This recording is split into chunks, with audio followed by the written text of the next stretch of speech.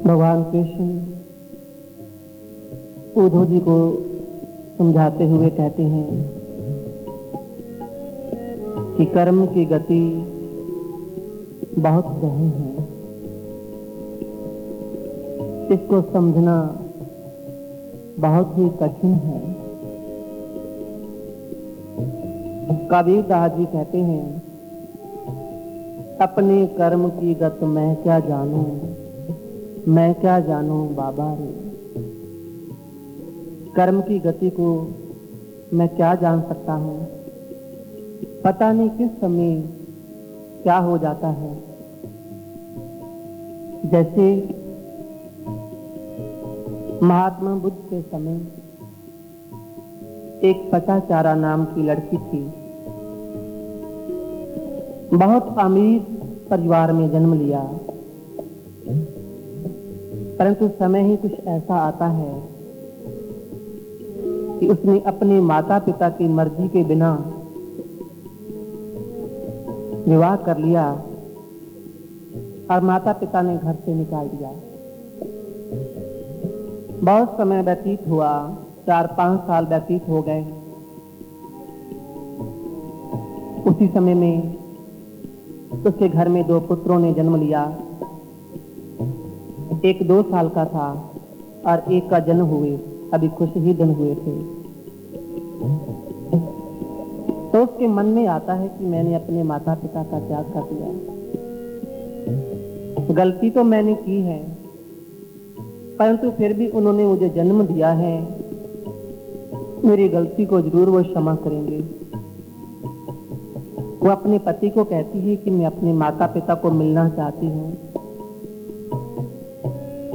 पति कहता है कि क्या हमें वो स्वीकार करेंगे। वो कहती है कि मुझे लगता है कि वो हमें जरूर क्षमा कर देंगे, हम जरूर मिलने जाएंगे उन्हें। वो कहता ठीक है, अगर तेरी यही इच्छा है तो चलो चलते हैं।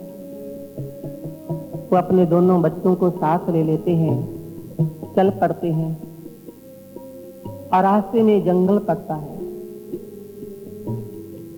जब जंगल में से गुजर रहे हैं तो क्या होता है, उसके पति को एक सांप डस लेता है, उसकी मृत्यु हो जाती है।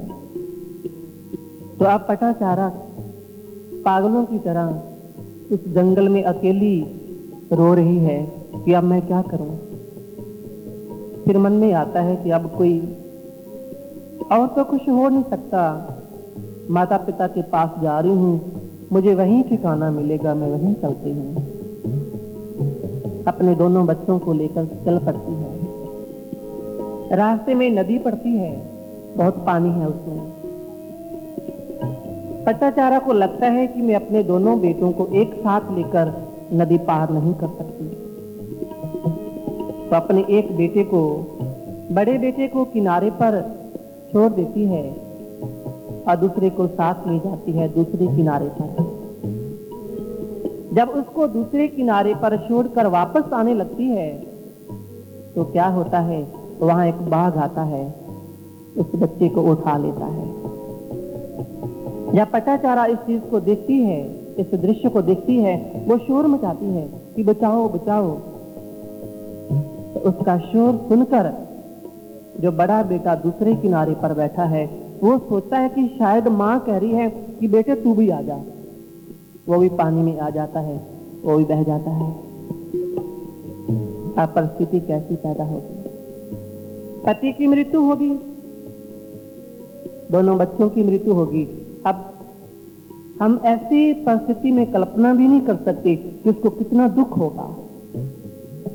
अब सोचती है कि अब क्या किया जाए, तो माता पिता के पास तो जाना ही चाहिए। अब जो अपने जिंदगी के दुख भरा जो समय है तो माता पिता के पास रहकर ही व्यतीत कर लूंगी। जब अपने गांव में पहुंची है तो बहुत से लोग वहां इकट्ठे हुए हैं और पूछते हैं, पटाचारा पूछती है कि यहाँ क्या हुआ है। तो वहां क्या पता चलता है कि पटाचारा के जो भाई, उसके माता और पिता, उसके घर में 2 दिन पहले आग लगी थी और सारे के सारे उसी में जलकर खत्म हो गए। अब कैसी परिस्थिति होगी उनकी? पटाचारा की दशा कैसी होगी? ऐसी हालत में वो पागलों की तरह इधर उधर भटकती, परंतु उसका दुख कौन सुने? और अंत में पहुंचती है वो महात्मा बुद्ध के पास। महात्मा बुद्ध उन्हें ज्ञान देते हैं, उन्हें शांति प्राप्त होती है। इस भजन में भी भगवान उद्धव जी को कहते हैं कि उद्धव, कर्म की गति बहुत गहन है।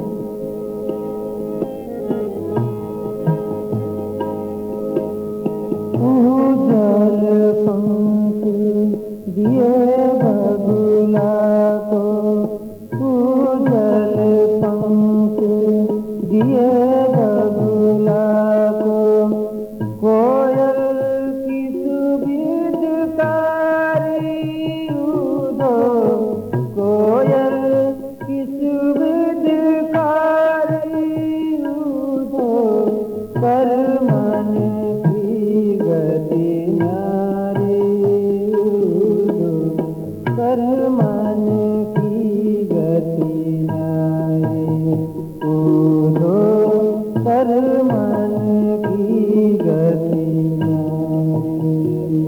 उजल पंख दिए बबुला को, कोयल किस विधि का।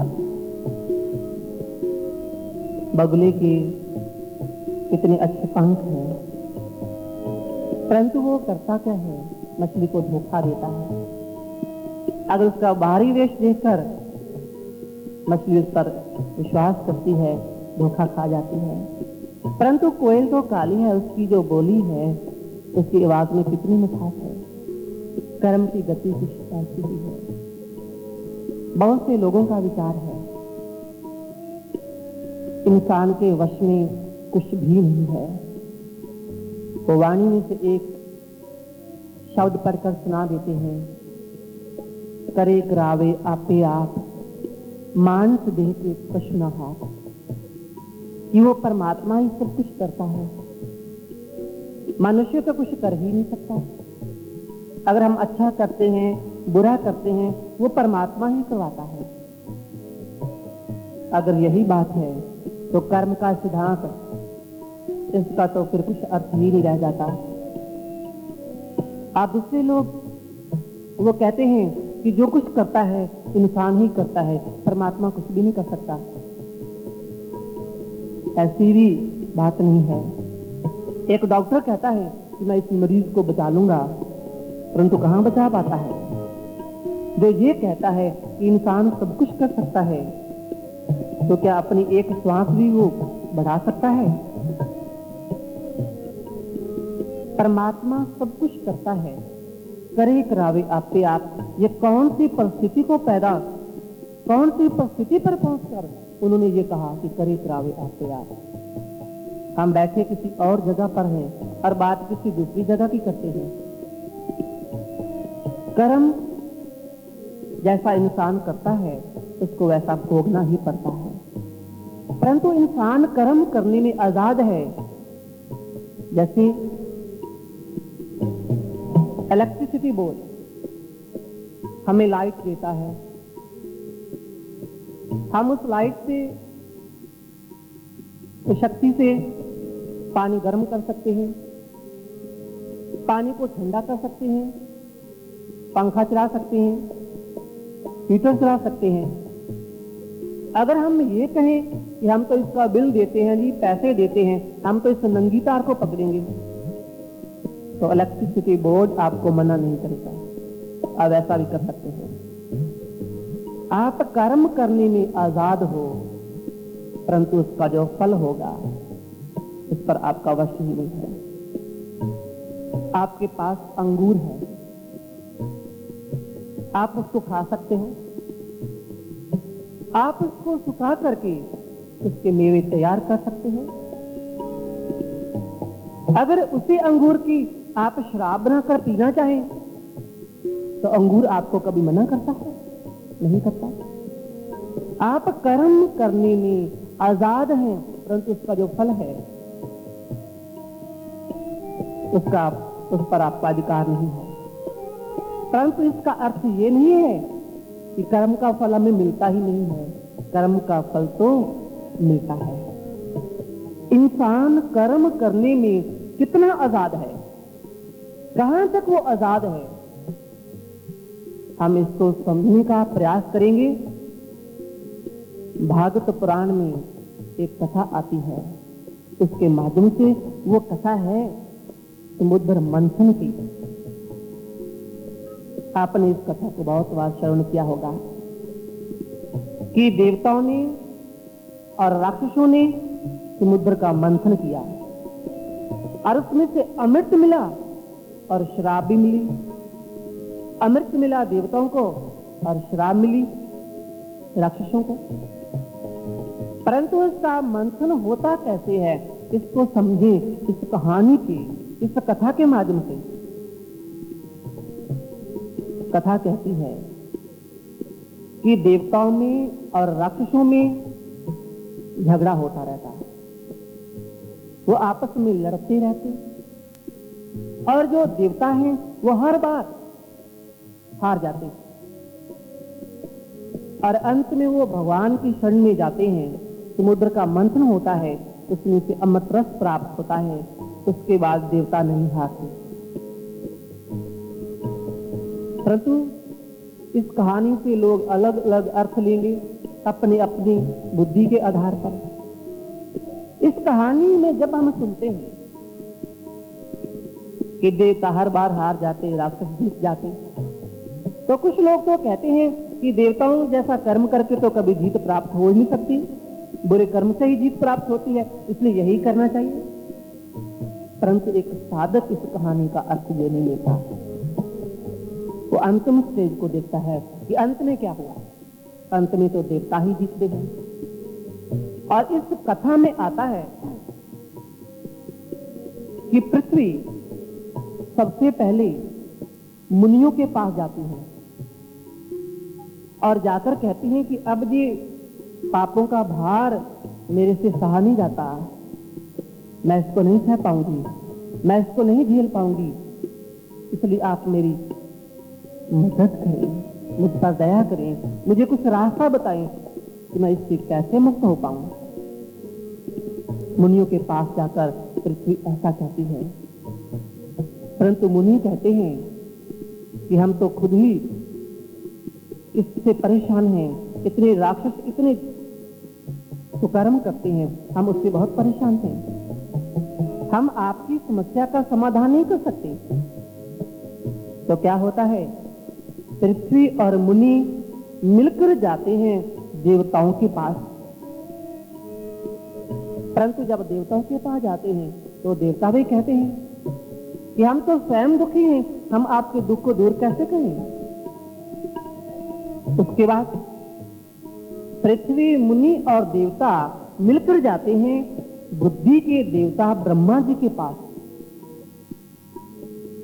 परंतु आश्चर्य तो उस समय होता है जब ब्रह्मा जी भी कह देते हैं कि आपके दुख को दूर करना मेरे वश में नहीं है।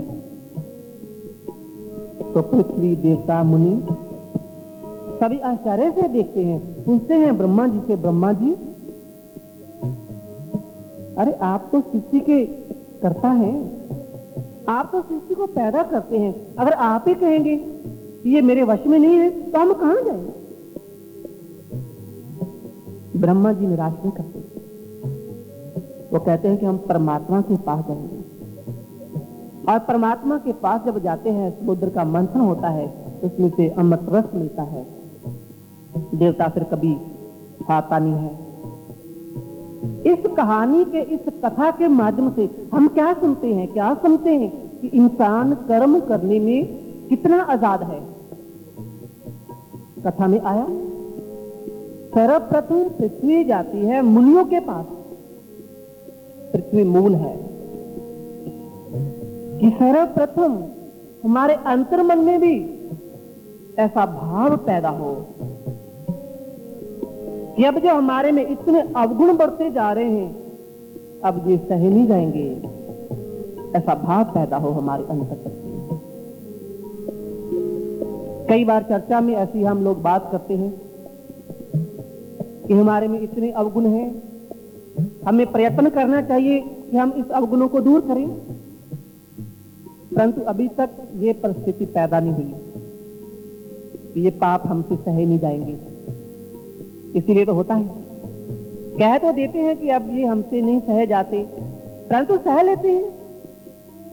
बुराई के साथ हम समझौता किए बैठे हैं, वही काम करते हैं, हंसते हैं, खेलते हैं, जीते हैं। परंतु जिस समय हमारे अंतर्मन में ऐसा भाव पैदा होता है कि अब ये पाप कर्म हमसे सहे नहीं जाएंगे, तो उस समय पृथ्वी मुनियों के पास जाती है और मुनि मनन करता है, और हम भी उसका बार बार मनन करेंगे। केवल एक बार सोच लिया, उसके बाद भूल गए, ऐसे काम नहीं चलेगा। परंतु जब मनन करने से भी कुछ नहीं होता, मुनियों के पास पृथ्वी जाती है तो हम दूसरा स्टेप आता था, मनन करें, मनन करने से कुछ नहीं होता। तो तीसरा स्टेप आता है, देवताओं के पास जाते हैं, और देवता शुभ गुणों की प्रतीक है, सातों गुणों के संकेत है। हम केवल मनन करने में ही न रह जाए, हम अपने अंतर जगत में सातवें गुण पैदा करने का प्रयास करें। परंतु जब देवता भी जवाब दे जाते हैं, जब हमारे अंतर जगत में सातों गुण पैदा होते हैं, परंतु जो बुरे अवगुण हैं वो उनको दबा लेते हैं, तो फिर बुद्धि के देवता के पास जाते हैं, ब्रह्मा जी के पास। जब हमारे सातवें गुण भी हमारी समस्या का समाधान नहीं कर पाते, तो खत्म हो जाते हैं, तो फिर बुद्धि से काम लेना चाहिए कि अब क्या करना चाहिए। और जब बुद्धि का देवता ब्रह्मा जी जवाब दे देते हैं, जब हमारी बुद्धि जवाब दे जाती है, तब हम कुछ नहीं कर सकते, उस समय पराधीन हो जाते हैं। यहां तक कर्म करने में हम आजाद हैं, इसके बाद नहीं, बुद्धि तक आ सकते हैं, बुद्धि से कर सकते हैं, परंतु जब बुद्धि भी जवाब दे जाती है तो फिर परतंत्र हो जाते हैं, पराधीन हो जाते हैं। परंतु ऐसे में अगर परमात्मा की याद आ जाती है, बुद्धि हमें इस परमात्मा की याद दिला देती है, जैसे ब्रह्मा जी परमात्मा के पास ले जाते हैं, तो हमारी समस्या का समाधान हो सकता है। कर्म करने में हम कितना आजाद हैं, इसके आगे आजाद नहीं है। परंतु कर्म इस गति को, इस गहन गति को कैसे समझें। हम देखते हैं कई बार तो ऐसा होता है,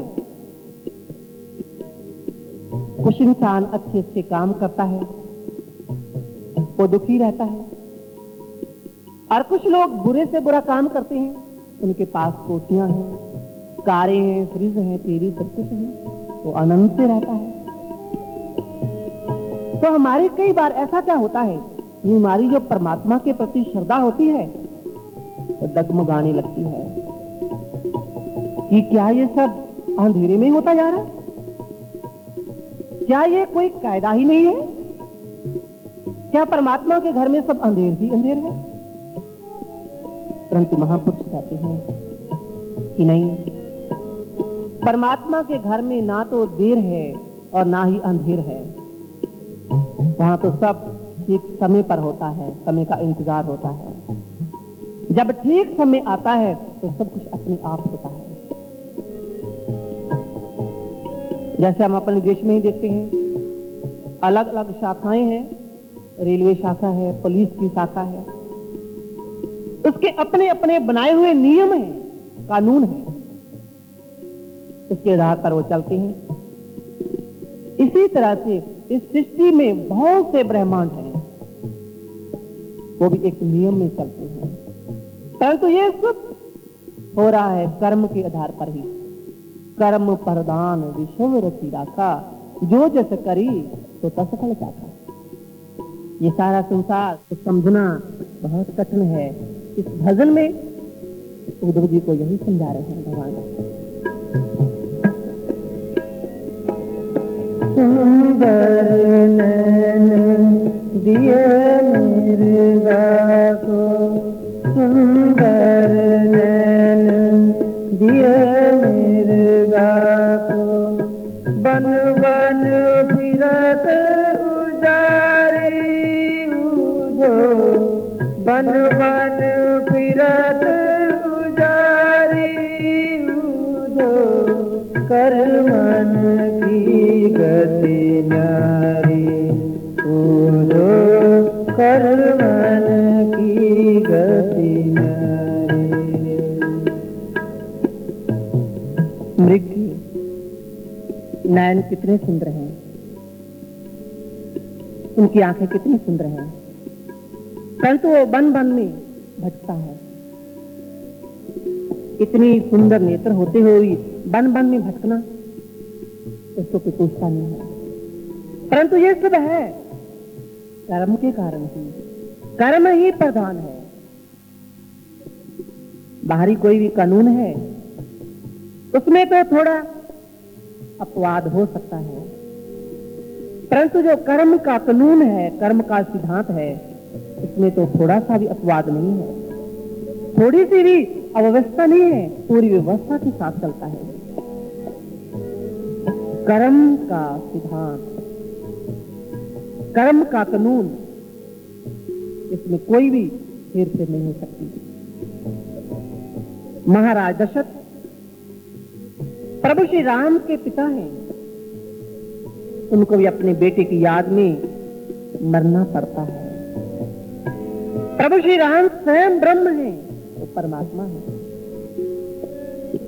उनको कौन रोकने वाला है? वो तो ये कह सकते थे कि ये मेरे पिताजी हैं, इनको 14 वर्ष का पेंशन दे दो, कौन मना करने वाला है? परंतु जब वो निराकार ब्रह्म, जब वो परमात्मा शरीर धारण करता है, तो वो भी कानून के कायदे का पूरा पूरा ध्यान रखता है। कर्म किसे कहते हैं? साधारण भाषा में सुबह से लेकर शाम तक, जन्म से लेकर मृत्यु तक हम जो भी करते हैं, उठते हैं, जागते हैं, सोते हैं, खाते हैं, श्वास लेते हैं, श्वास छोड़ते हैं, दफ्तर जाते हैं, बहुत से जो क्रिया करते हैं उसको कर्म कहते हैं। और इसको शास्त्रों में 3 मुख्य भागों में बांटा गया। सबसे पहला क्रियामान कर्म, और दूसरा संचित कर्म, और तीसरा प्रारब्ध कर्म। क्रियामान कर्म, हम जो भी कर्म करते हैं उसका फल हमें उसी समय मिल जाता है, उसको क्रियामान कर्म कहते हैं। जैसे आपने किसी को गाली दी, उसने आपको थप्पड़ मार दिया, कर्म का फल उसी समय मिल गया। आपको पानी की प्यास लगती है आपको, आप पानी पीने का कर्म करते हैं, आपने जो कर्म किया उसने आपको फल दिया, वो शांत हो गया, आपकी प्यास मिट गई। आपको भूख लगती है, आप खाना खाने का कर्म करते हैं, कर्म फल देता है, शांत हो जाता है, क्रियामान कर्म है। और दूसरा कर्म होता है संचित कर्म। बहुत से ऐसे कर्म होते हैं जो हमें उसी समय फल नहीं दे सकते, और कुछ समय के लिए ठहर जाते हैं। जैसे आप एक पौधा बोते हैं, अगर आप कहें कि मुझे इसी समय इसका फल मिले, तो ऐसा संभव ही नहीं है। उसी समय आपको वो फल नहीं मिल सकता। जैसे आपने परीक्षा दी, उसी समय उसका रिजल्ट नहीं मिल जाता, 1-2 महीना, कुछ दिन ठहरना पड़ता है। ऐसे ही बहुत से हमारे कर्म होते हैं जो उसी समय हमें उसका फल नहीं देते, वो संचित में जमा हो जाते हैं। जैसे मान ले कि हमने एक दिन में 1000 कर्म किए,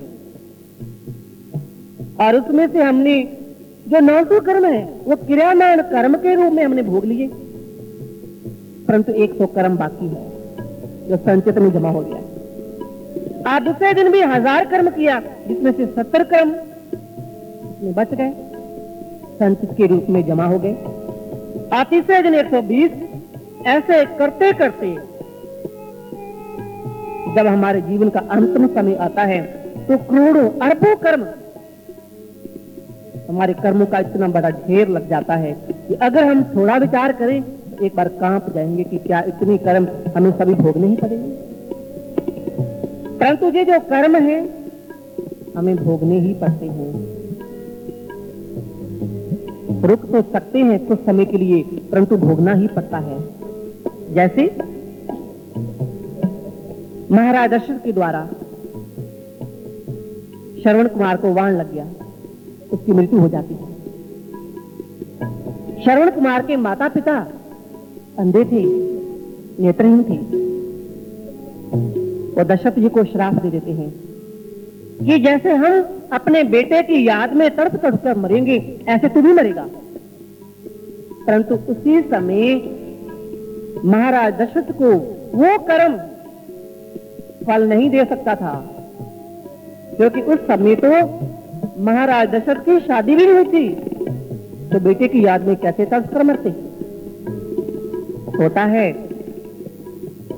शादी होती है, 4 बेटों ने जन्म लिया, सबकी शादियां होगी, और जब राम जी का राज्य तिलक होने लगा, राजभिषेक के समय आता है, तो तब वो कर्म पकड़ सामने आ जाता है, फल देने के लिए तैयार हो जाता है। इतने शुभ मौके पर भी उस कर्म ने ये नहीं सोचा कि ये तो राम के पिता हैं, तो कर्म का फल तो भोगना ही पड़ता है। और दूसरा हम देखें, धृतराष्ट्र जो अंधा था, एक बार भगवान कृष्ण जी से धृतराष्ट्र ने प्रश्न किया कि मैंने ऐसा कौन सा कर्म किया है जिस कारण मेरे 100 बेटे एक ही समय में मर गए, मैंने क्या कर्म किया ऐसा? भगवान कृष्ण उनको उनका एक कर्म दिखाते हैं जो 50 जन्म पहले का है कि धृतराष्ट्र एक शिकारी था, शिकार करता था, और एक बार क्या हुआ कि एक वृक्ष के ऊपर बहुत से पक्षी बैठे थे, और उस शिकारी ने आग से सुलगती हुई जाल उस वृक्ष के ऊपर बिछा दी। उसमें से लगभग जो 100 पक्षी थे वो जलकर मर जाते हैं, और बहुत से पक्षी जो अंधे हो जाते हैं। तो 50 जन्मों तक उसका वो किया हुआ कर्म उसके पीछे पीछे घूमता रहा। जब उसके 100 बेटों ने जन्म लिया, और तब वो कर्म फल देने के लिए तैयार होता है।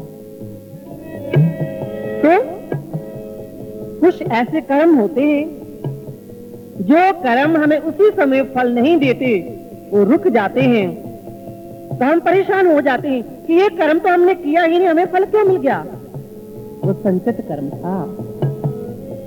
परंतु तीसरा कर्म होता है प्रारब्ध कर्म। जब वो कर्म पक करके तैयार हो जाता है, हमें फल देने के लिए सामने आ जाता है, उसको प्रारब्ध कहते हैं। परंतु इसको ना समझते हुए हम परेशान हो जाते हैं, क्योंकि इस कर्म की गति को समझना इतना आसान नहीं है। और यही भगवान समझा रहे हैं उद्धव जी को।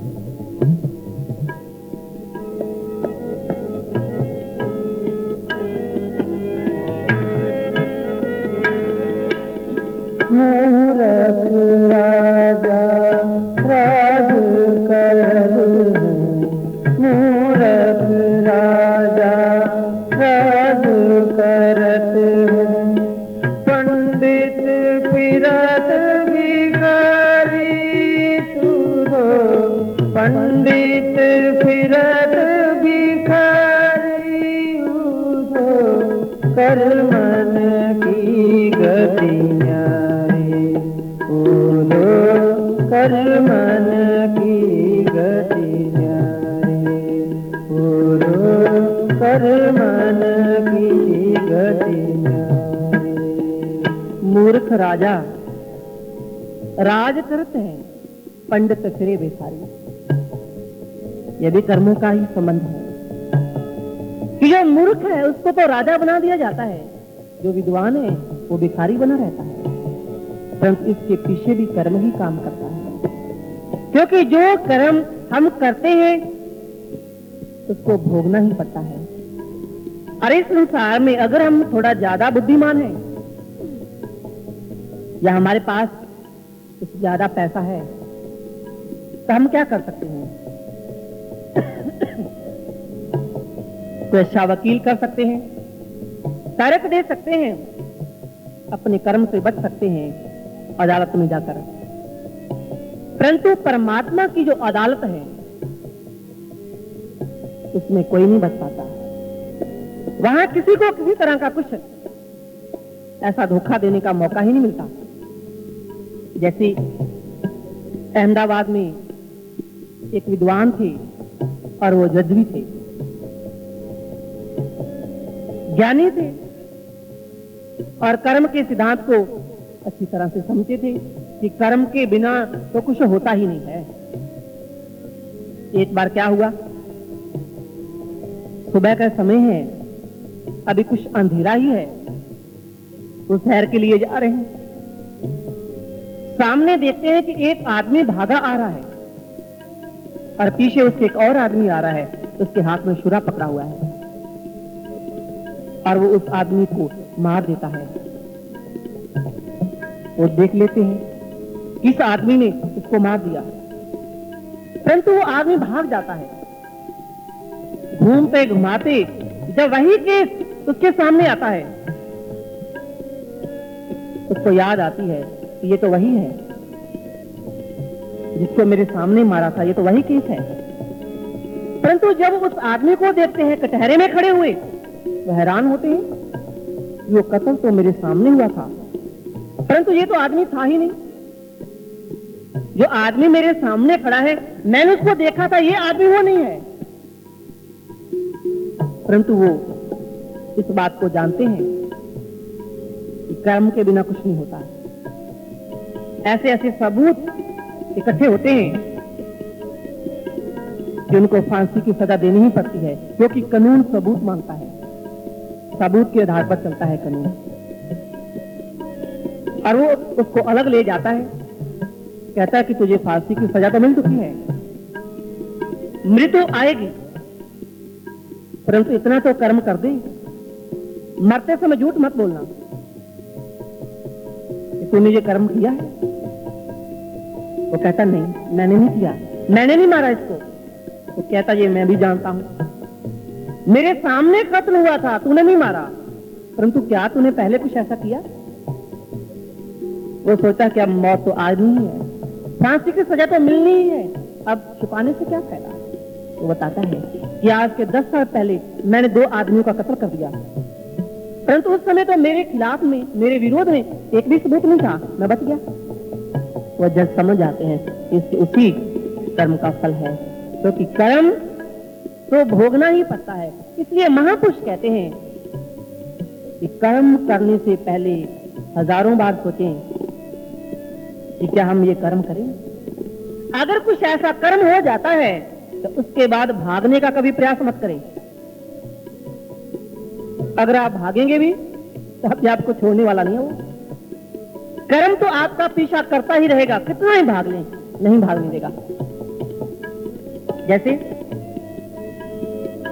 राजा परीक्षित को जब श्राप मिल जाता है कि सांप के डसने से तेरी मृत्यु होगी, तूने उस ऋषि के गले में सांप डाल दिया। और राजा परीक्षित परमात्मा के आगे ये प्रार्थना नहीं करते कि प्रभु आप मुझे बचा लो, प्रभु आप तो मेरे दादाजी के मित्र थे ना, उनके रिश्तेदार थे, आप मुझे बचा लो, मैंने एक ही बार ऐसा किया है, आप मुझे इस बार क्षमा कर दो। परंतु राजा परीक्षित क्या कहते हैं कि प्रभु जितना भी जल्द हो सके मुझे इस कर्म की सजा मिले, क्योंकि कल कोई आने वाला बादशाह मेरा उदाहरण लेकर कोई ऐसा कर्म करे, मैं ये नहीं चाहता।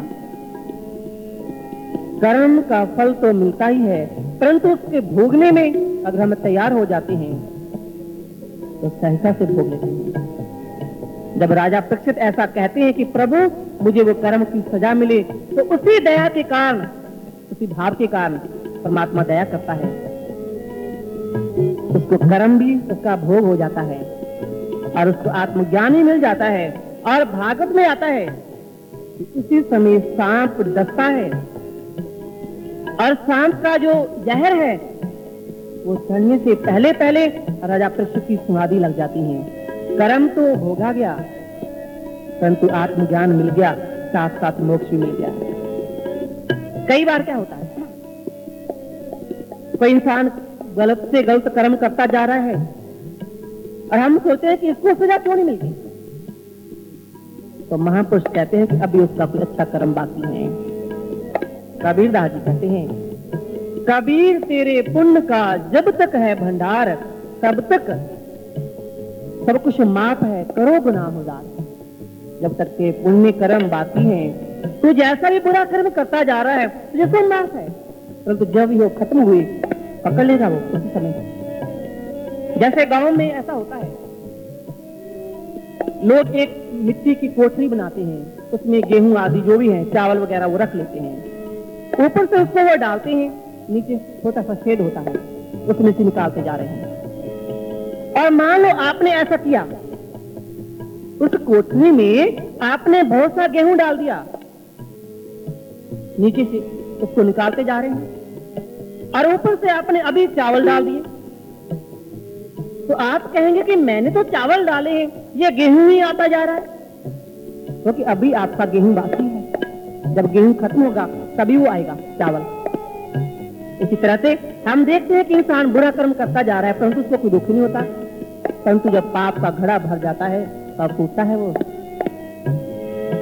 शिशुपाल भगवान कृष्ण को गालियां देता जा रहा है, परंतु जब 100 गाली हो जाती है, पुण्य कर्म क्षीण हो जाते हैं, सजा मिल जाती है। तो कर्म तो भोगना ही पड़ता है, परंतु उसके बाद भी कि जब हम कर्म भोग रहे हैं, कर्म भोगने की परिस्थिति में है, तो हमारे अंतर में कौन सा गुण उस समय काम कर रहा है? सात्विक गुण, रजोगुण या तामसिक गुण? कर्म का फल तो भोग रहे हैं, परंतु उस समय कौन सा काम, कौन सा गुण काम करता है, वो आगे के कर्म को जन्म देता है। मान लीजिए कि किसी आदमी ने ऐसा कर्म किया कि उसको एक दिन भूखा रहने की सजा मिलेगी, तो सजा तो उसको मिलेगी। अगर उसके अंतर में उस समय सात्विक गुण है तो क्या होगा? वो कुछ ऐसा कर्म करेगा, जैसे वो व्रत वगैरह करेगा। व्रत वगैरह भक्ति तो नहीं है, परंतु एक सात्विक कर्म तो है ना। उसने सात्विक कर्म किया, व्रत किया, एक दिन भूखा रहा, उसका कर्म कट गया और साथ साथ एक अच्छा कर्म और जमा हो गया। अगर उसके अंतर्जगत में वो रजोगुण काम करता है, वो क्या करेगा? जैसे होगा उसके साथ कोई ऐसी घटना घट जाएगी, क्योंकि उसने एक दिन तो भूखा रहना है। ऐसी कुछ घटना घटेगी जैसे पत्नी बीमार हो जाती है और घर में खाना नहीं बनता, उसको डॉक्टर के पास लेकर जाता है और वहीं से दफ्तर चला जाता है और घर आता है, पत्नी अभी भी बीमार है, आकर भूखा सो जाता है। कर्म तो उसने ही भोग लिया, ना उसने कुछ अच्छा कर्म किया ना उसने बुरा, कर्म तो भोग लिया। परंतु अगर उसके अंतर में वो तमोगुण काम करता है, तामसिक गुण काम करता है, तो कुछ उसके साथ ऐसी घटना घटेगी जैसे वो पत्नी खाना लेकर आएगी, उसमें थोड़ा सा नमक भी कम हुआ, खाली फेंक देगा और उसको गालियां देगा, उसको पीटेगा और झगड़ते झगड़ते दफ्तर चला जाएगा, वहां जाकर भी ऐसा कुछ लड़ता ही रहेगा, झगड़ता रहेगा और घर आता है ऐसे भूखा सो जाता है। उसने क्या किया? कर्म तो उसने भी भोग लिया, परंतु एक बुरा जो कर्म है वो और साथ जमा हो।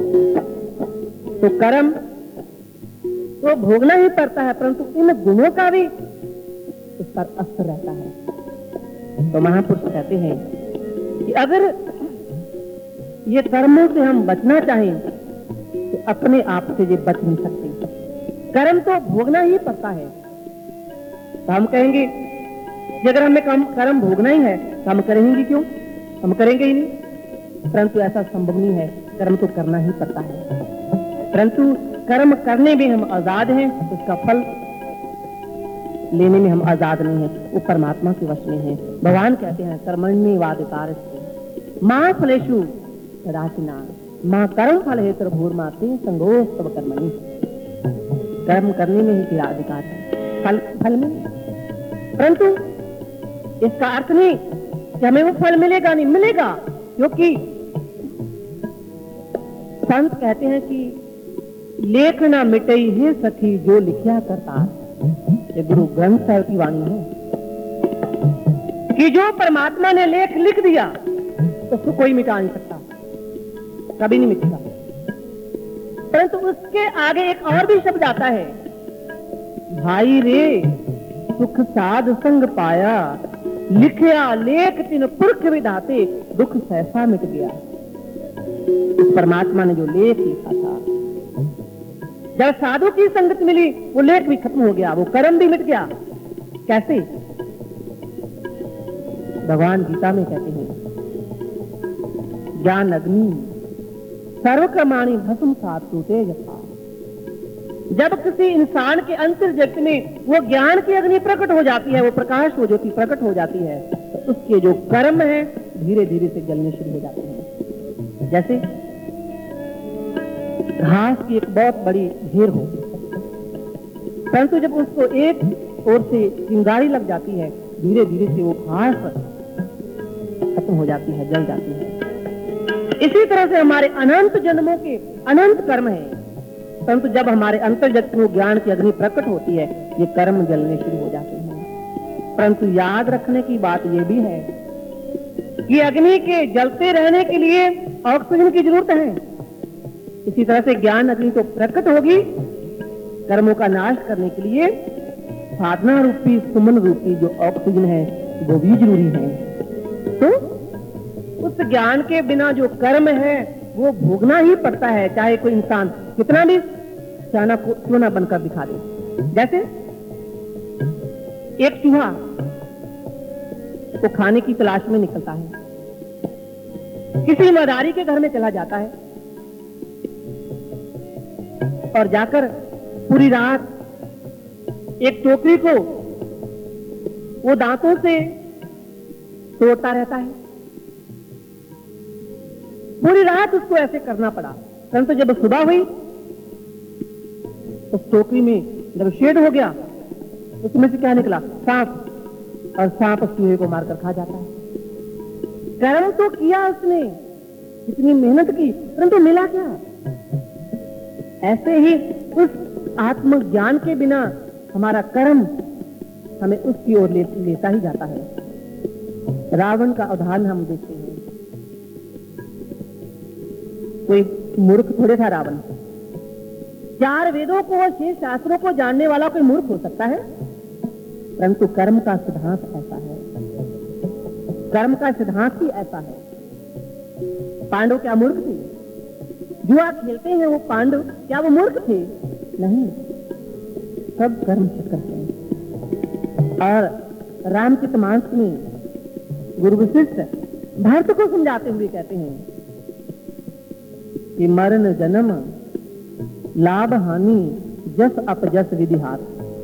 जो जीवन मरण लाभ हानि जस अपजस, ये सभी उस परमात्मा के वश में है, हमारे वश में नहीं है। हम तो केवल कर्म कर सकते हैं। अगर हम रामचरितमानस के पूरे सार को देखें, उसमें लाभ किसको हुआ, हानि किसको हुई, जन्म किसको मिला, मृत्यु किसकी हुई, जस अपजस किसको मिला? सबसे पहले हानि किसको होती है? कौशल्या माता को। जवान बेटा घर से जा रहा है, बहू घर से जा रही है, कितनी बड़ी हानि उठानी पड़ी। परंतु लाभ किसको होता है? शबरी को। प्रभु श्री राम शबरी के आश्रम में जाते हैं, उसका कल्याण होता है। मरण किसका होता है? राजा दशरथ का। अपने बेटे की याद में उन्हें तड़प कर मरना पड़ता है। और जीवन किसे मिलता है? अहल्या को जीवन मिल जाता है। सब परमात्मा के वश में है। और जस मिलता है वानर सेना को, अपजस कैकेयी को। हालांकि रामचरितमानस में यह भी आता है कि कैकेयी राम जी को इतना प्रेम करती थी जिसने स्वयं कहा महाराज दशरथ से कि नहीं भरतनी, मेरा बेटा राम बैठेगा। परंतु जब राम जी के राज्याभिषेक का पता चलता है मंत्रा के द्वारा, तब भी बहुत खुश होती है वो। अरे मेरे राम को राज्याभिषेक होगा, कल मेरे राम का राज्याभिषेक होगा। परंतु मंत्रा के द्वारा जब उसको ऐसा होता है, बुद्धि पलट जाती है, उन्हें अपजस मिलता है। ये सभी उस मालिक के वश में है, परंतु हम कर्म कर सकते हैं, कर्म करने में हमारा अधिकार है। अगर कर्म करते करते जैसे बुद्धि तक पहुंच जाते हैं, पृथ्वी से देवता, पृथ्वी से मुनि, मुनि से देवता और देवता से बुद्धि के देवता, उसके बाद हमारा कोई वश नहीं चलता। उसके बाद अगर हम परमात्मा पर छोड़ देते हैं तो समुद्र का मंथन होता है, उसमें से अमृत रस मिलता है और कर्म फल खत्म हो जाता है, क्योंकि ज्ञान अग्नि सर्व कर्माणि भस्मसात् कुरुते यथा।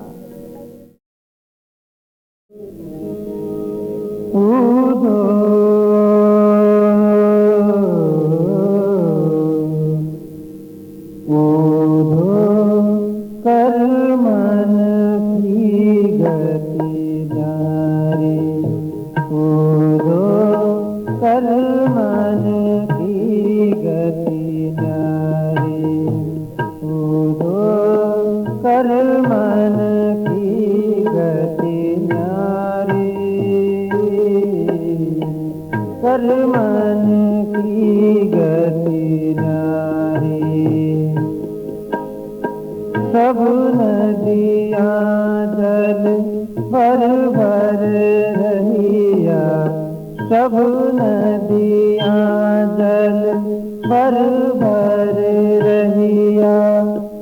सागर किस विद खारी, सागर किस विद खारी। उदो उदो उदो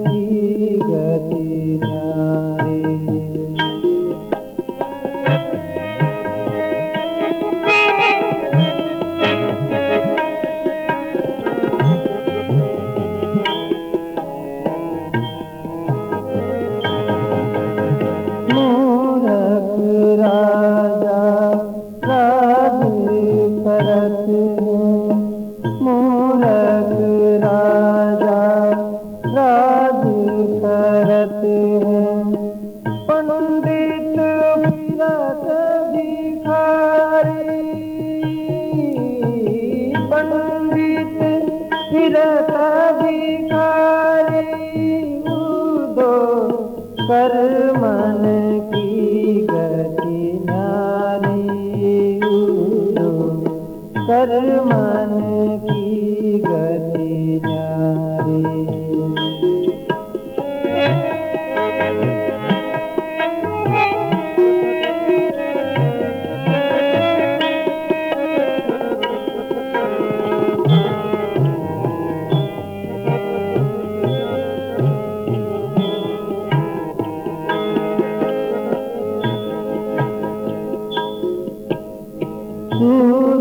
शाम मिलने की आशा,